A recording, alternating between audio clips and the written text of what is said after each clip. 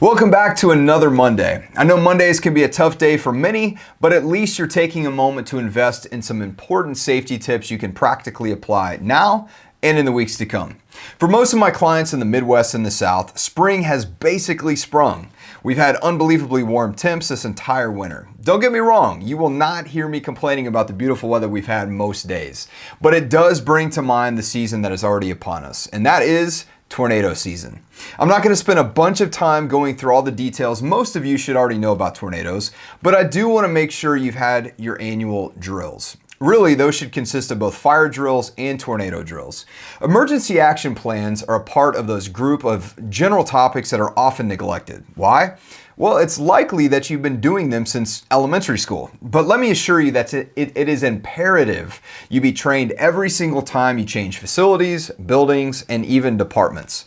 Hence, the OSHA requirement for an annual refresher. Emergency action plans aren't needed until there's that's right, an actual emergency.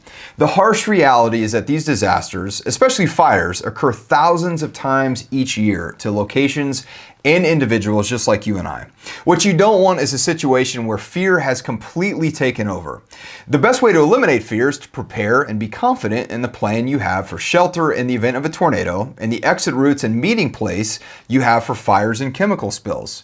Please take this to heart and make this a priority at your facility.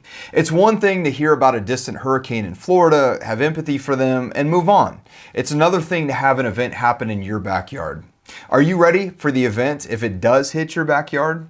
It is tornado season. That means it's time to address it at your facility. Ensure the meeting area or shelter is clear of winter storage and make sure everyone can be safely placed in one of the designated shelters. Those of you who have been through it know it's no joke when this stuff hits, because when it does, it hits hard. Most of our client facilities are giant pieces of shrapnel as it is, so those designated shelters really do matter. So let me ask you, are you prepared? For the sake of yourself and your teammates, I sure hope so. I'm Jake Wolfenden with Summit Safety Group, and why do I challenge you on messages like this one?